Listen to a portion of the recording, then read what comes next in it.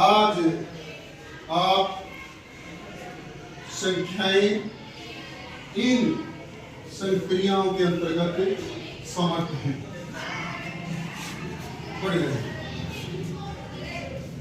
संख्याएं हैं प्राकृत संख्या। प्राकृत संख्या क्या होती है, कौन बताएगा? हाँ बताइए। जो संख्या एक से शुरू होकर लगातार हाँ, एक हमारी गिनतियां प्राकृत संख्या। तो प्राकृत संख्याएं योग के अंतर्गत समझते हैं। ये मतलब दो अगर प्राकृत संख्याओं को जोड़े हैं तो क्या प्राकृत संख्या आएगी? हाँ बेटे आएगी। ताली बजाओ। अगर प्राकृत संख्या में से प्राकृत संख्या घटाएं, क्या ऐसा हो सकता प्राकृत संख्या ना आए? हाँ, आ भी सकती है और नहीं आती। उदाहरण दे बेटा कोई। हाँ, 5 में से 5 घटाए 0 आया, पर 0 प्राकृत संख्या नहीं है। इसका मतलब प्राकृत संख्याएं व्याकरण के अंतर्गत समर्थ नहीं है। समझ में आया? वेरी गुड बेटा, शाबाश, बहुत बढ़िया, वेरी गुड। अब प्राकृत संख्याएं गुण के अंतर्गत समर्थ हैं, कौन बताएगा? वो बताएगा। शाबाश, वेरी गुड, वेरी गुड, बहुत बढ़िया। हाँ है, जोर से बोला बेटा। शाबाश, बताएगा कैसे?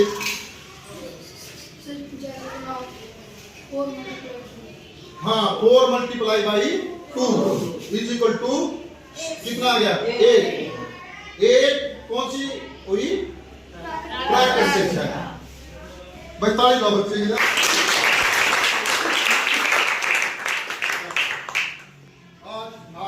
दिया, कैसा महसूस कर रहे हैं?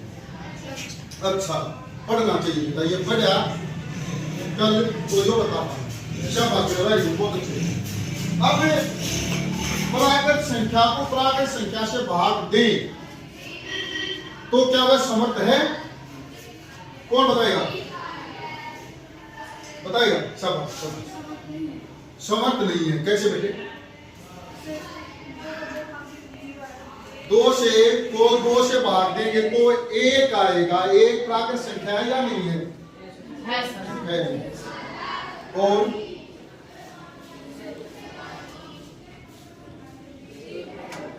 जैसे हाँ, ये बिल्कुल सही कहा।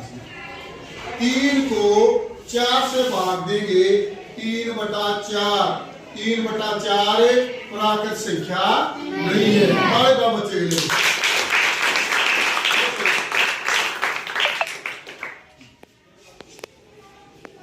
कोई संख्या स्वयं से भाग देते तो 0 नहीं आता बेटे, 1 आता है।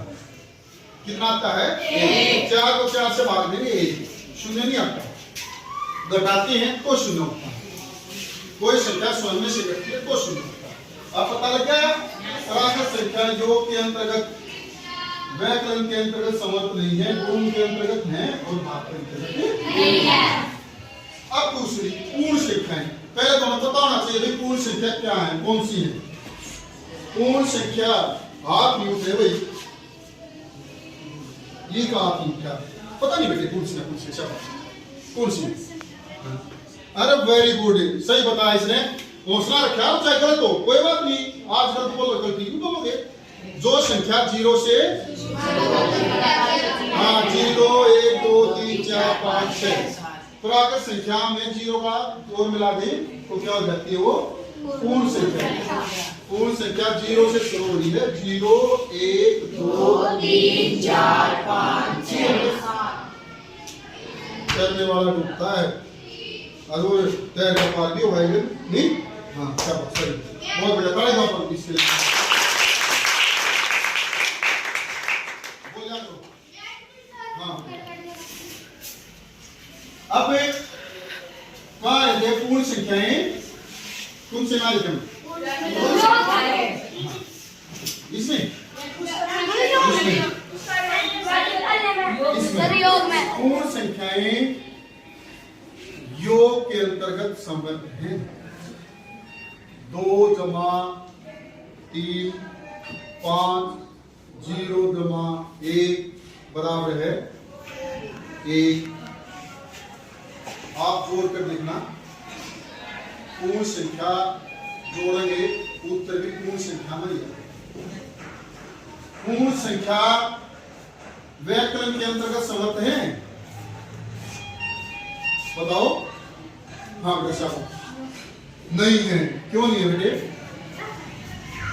क्योंकि पूर्ण संख्या में से पूर्ण संख्या घटाएं तो कई बार पूर्ण संख्या नहीं आती, कई बार आती है।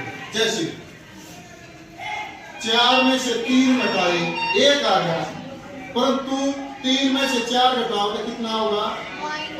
-1। क्या यह पूर्ण संख्या है? नहीं। थोड़ा जोर से बोलेगा। नहीं। इसका मतलब पूर्ण संख्याएं व्याकरण के अंतर्गत समर्थ नहीं है। पर क्या गुण के अंतर्गत समर्थ है? पूर्ण संख्याओं को गुणा करके देखो, 3 दूनी 6, 0 गुणा 3, जो उत्तर आएगा वो पूर्ण संख्या में ही आएगा।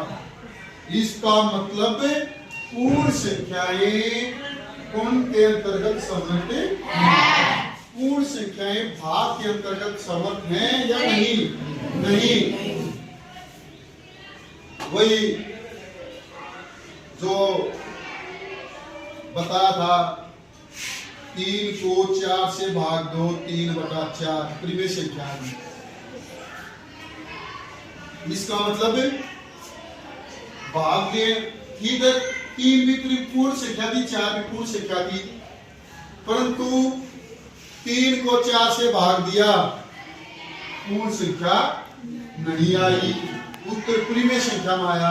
इसका मतलब यह है पूर्ण संख्या भाग के अंतर्गत समर्थ नहीं है। अब पूर्णांक, पूर्णांक हमारी संख्या रेखा पूर्णांकों से भरी है, उसमें पूर्ण संख्या दी जाती है, उसमें ऋणात्मक संख्याएं भी आती हैं। पूर्णांक पूरे अंक, पूर्ण संख्या तो सिर्फ 0, 1, 2, 3, 4, 5 है, परंतु पूर्णांक में 0 से बाईं ओर की संख्या दी जाती है, -1। समझ गए? अब तो पूर्णांकों को आपस में जोड़ेंगे, कोई भी पूर्णांक जोड़ो तो पूर्णांक ही आएगा। पूर्णांक में से पूर्णांक घटाओ तो पूर्णांक ही आएगा। पूर्णांक को पूर्णांक से गुणा करो, पूर्णांक ही आएगा। पूर्णांक को पूर्णांक से भाग दो, आ भी जाओ रे नहीं आएगा। उस समय हम कहेंगे पूर्णांक भाग के अंतर्गत समर्थ नहीं है। पता लग गया? अब प्रिय संख्या, प्रिय संख्या में प्रिय संख्या जोड़ो, प्रिय संख्या ही आएगी। प्रिय संख्या में से प्रिय संख्या घटाओ, प्रिय संख्या ही आएगी। प्रिय संख्या को प्रिय संख्या से गुणा करो, प्रिय संख्या ही आएगी। और प्रिय संख्या को प्रिय संख्या से भाग दो, प्रिय संख्या नहीं आएगी। आएगी और नहीं आएगी। जिस वो भी और ना भी हो वहां समर्थ नहीं है, चाहे वह कोई सी भी बात। समझ गए? ये आपका टॉपिक था संख्याएं, ये जो है इन संख्याओं के अंतर्गत समर्थ हैं या नहीं। ये हमने जो टिक मार्क है, ये समर्थ का निशान है, समर्थ है। और जहाँ क्रॉस का निशान है वहां समर्थ नहीं है।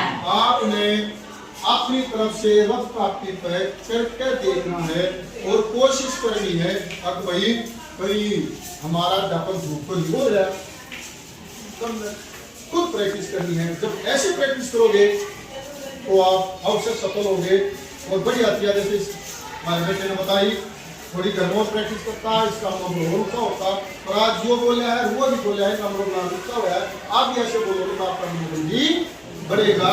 आप बोलना सीखो, भले ही हम अध्यापक हैं, आप गलती बोलोगे तो आप सुधार करके आपको बताएंगे, एजुकेशन नहीं होगी।